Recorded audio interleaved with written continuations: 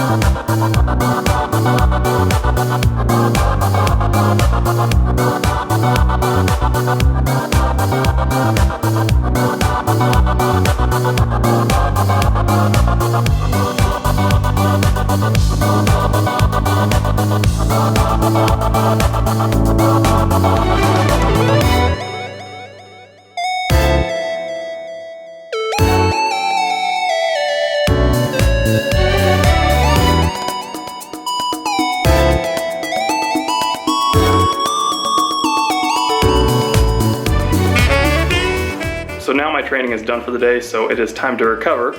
Tomorrow I'll be doing a recovery run, but I'm hesitant to call them recovery runs because you're not actually recovering while you're running. If that was the case, we could run all day and we'd get better as we go, but obviously that's not how it works. Our body may be recovering in a few different ways while we're doing this easy running, but overall we're still putting this wear and tear on our body that we can't do it forever. So we're only recovering on these easy runs in the sense that we're not beating our bodies up as bad as we are compared to the amount that we're recovering overnight with a good night's sleep and good meals. So that's where the recovery actually happens, when you're eating and sleeping. So some of you might be wondering, well, if the point is to recover and we're not actually recovering during these easy runs, then why are we even running? During easy running, we are still training our bodies how to utilize oxygen efficiently and some other things. So that's why we have lots of easy mileage in our training, and we're not just running every other day doing quality workouts. So right now, I need to get a good meal in me after all that training, and I will be back tomorrow to give you some tips on how to make sure you keep your recovery runs easy. So here are 3 tips that you can use to make sure that you're keeping your recovery runs easy. Step number 1 is to get rid of these. Okay, so maybe you don't have to get rid of them, but you don't have to use them. I still choose to wear mine because you know I've got to keep that watch tan line going. Okay, so really you don't need to use these on your recovery runs. Basically the idea behind this is that you don't need to know what pace you're running on a recovery run. So my preferred method to do this is to map out a route online to where I know I'm getting the appropriate mileage, but I have absolutely no idea or no way of knowing what time I end up running because I don't start my watch. Once you get a few different routes plotted out and memorized, it's super easy just to get out the door and start running without your watch. Or if you live out in the country and have mile section dirt roads, that's another great way to know how far you're running but not keeping track of pace because you don't need to start your watch. So the alternate method to this is to actually use your watch and just run for time. So you just run for a certain number of minutes that'll put you close to your mileage for the run. It doesn't have to be exact, but the key here is that you need to make sure you're running in an area where you don't know exactly how far it is from place to place, so you really have no ability to check your pace throughout the run. So tip number 2 is to run by yourself. Running by yourself on recovery runs is the most surefire way to make sure you are running the pace that you need to. You can completely zone in on how you're feeling and make sure you're not running too fast. Now I know running by yourself on every recovery run isn't exactly practical in a team environment. So once again, the alternate method is to just make sure you're running with somebody that you know isn't going to push the pace. I'm sure most of us can think of a teammate or two that is a one-stepper, meaning they will stay one step in front of you no matter what. If you try to run right next to a one-stepper, they'll just move one step ahead again and gradually the pace will pick up throughout the run. So if you're running with a one-stepper, just suck up your pride and either let them go or let them run one step in front of you. Doesn't matter, just make sure you're keeping it easy. If you are a one-stepper, stop it. Nobody likes that. So again, if you're running with people, just make sure you're running with people who aren't going to push you to run a lot faster than you should be on a recovery run.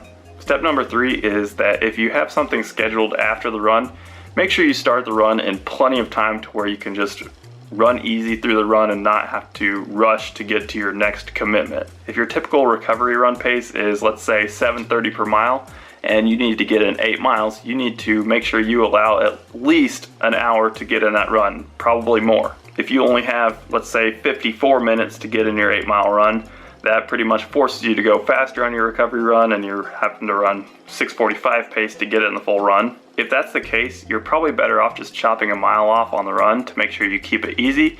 And then if you're really dead set on hitting a certain mileage for the week, you can always find another place to get in 1 more mile. So those are my 3 tips for making sure that you keep your recovery runs easy. The basic premise behind all of that is to give you zero temptation to run faster than you should. I know some people have said they do something like put a piece of tape over their GPS watch so they can't see what pace they're running during the run, but in reality, you could still have that temptation in the middle of the run of thinking, man, I'm feeling pretty good. Let's see if I can average 6:30 for the entire run. And then you can go back and check the data later. So that's why I prefer to not even time most of my recovery runs. So now it's time for me to go get in my recovery run.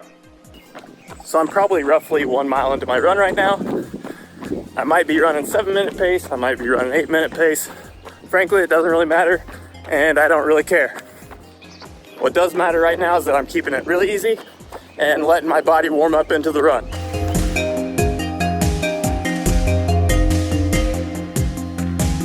So I just had to stop to cross the street a little bit ago. Even though I didn't even start my watch when I started the run, when I stopped, I tried to stop my watch. You'll find yourself doing that too if you've been running for a long time. So I've just got a couple miles to go at this point. I'm definitely running faster now compared to the start of the run.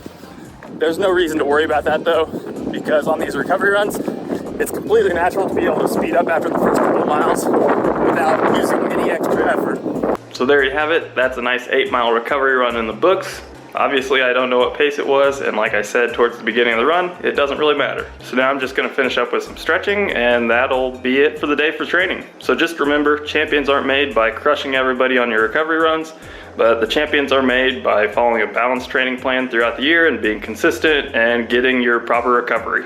It's also Global Running Day today, but that doesn't really matter because every day is a good day to appreciate running, right? So that's all I've got for this video. I will see you next time.